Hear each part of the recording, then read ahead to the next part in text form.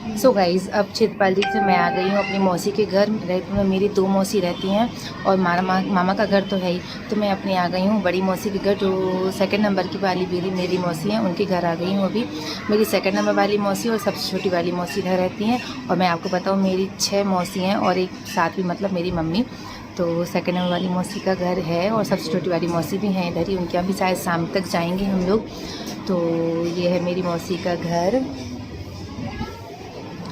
अगर हो पाएगा तो मैं आपको मौसी से मिलाऊंगी, क्योंकि मौसी वीडियो या फ़ोटोज़ वगैरह नहीं क्लिक कराती हैं, उनको ज़्यादा पसंद भी नहीं है। अब देखते हैं, ऐसे आज एक्चुअली में उनके यहाँ कुछ प्रोग्राम है तो सब लोग बिज़ी हैं थोड़ा। तो अभी देखते हैं, जो जैसा हो पाएगा उस हिसाब से मैं दिखाऊंगी। सो फ्रेंड्स, ये है मेरी मौसी। मौसी जय हिंद कर लेना, जय हिंद कर लो। और ये है मौसी का बेटा, एक ही बेटा है, 2 बेटी है मौसी की। सो फ्रेंड्स, मैं बड़ी मौसी के घर से मामा के घर वापस आ गई थी और अभी कितने बज रहे हैं, आई थिंक सो अभी 3 बज गए होंगे। और दर्श ये रहा, दर्श सो गया है, अभी जस्ट सोया है दर्श। और घर आए तो मेरी मौसी जो सबसे छोटी वाली मौसी है तो वो भी आ गई थी। ये है मेरी सबसे छोटी वाली मौसी, 5 घंटा भी है। हाय।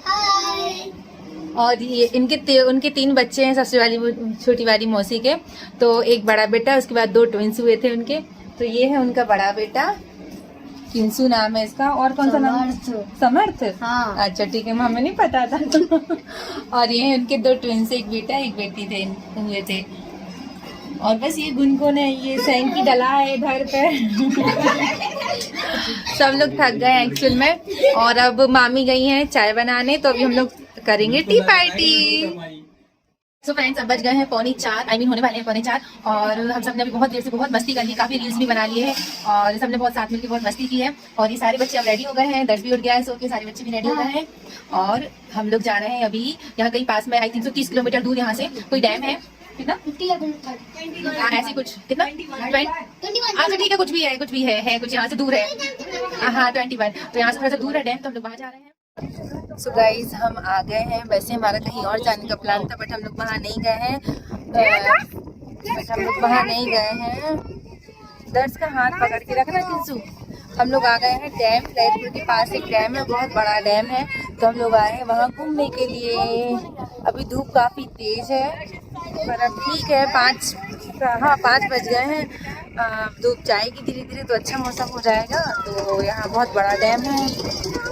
नहीं है बेटा, मुझे पता नहीं क्या है डैम, क्या कैसा है। एक डैम है और इसे बल्लभपुरा बांध भी कहते हैं। ये ललितपुर सिटी के अंदर ही पड़ता है। बाकी यहाँ से आपको देख जाएंगे, काफ़ी अच्छी जगह है, बहुत अच्छी जगह है वाकई में ये घूमने के लिए। मौसम थोड़ा भी अच्छा हो जाएगा तो और अच्छा लगेगा। तो ये बहुत बड़ा डैम है और यहीं से ललितपुर की सिटी में है, पानी जाता है। तो बस हम घूमते हैं, एंजॉय करते हैं।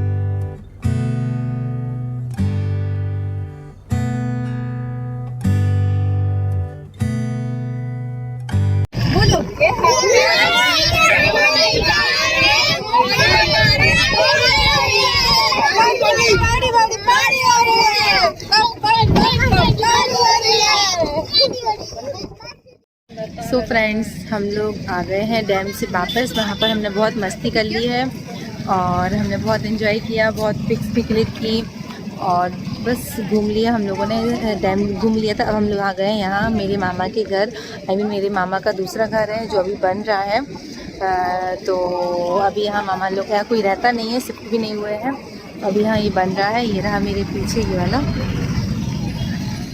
तो बस अंदर जाएंगे, फिर हम लोग यहाँ थोड़ा सा ऐसे घूमेंगे, देखेंगे, यहाँ से फिर हम लोग वापस घर जाएंगे। सो गाइज़, हम आ गए थे डैम से लौट के, और मामा के घर से, उस वाले घर से होके हम लोग घर आ गए थे। आके हम लोगों ने खाना खाया था, बाज़ार से पैक करा के लाए थे, फिर हम लोगों ने खाना खाया था घर में सबने बैठ के। और हम लोग हो गए हैं रेडी शाम को आरती में जाने के लिए। हम लोग सब रेडी हो गए हैं और 7:30 बज गए हैं। हम लोग लेट हो गए हैं, वैसे भी आरती आई थिंक सो स्टार्ट हो गई होगी। सो चलते हैं, हम लोग सब रेडी हो गए हैं, मम्मी भी।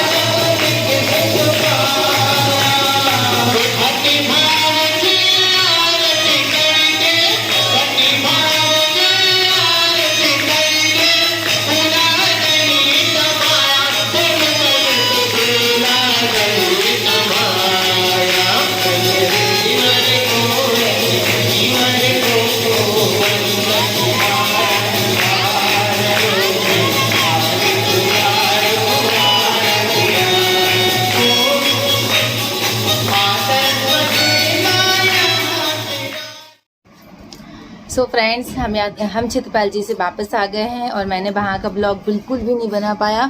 सिर्फ आरती का ही बस बना था और दीप प्रज्वलन का, बाकी का और मैंने कुछ भी नहीं बना पाया।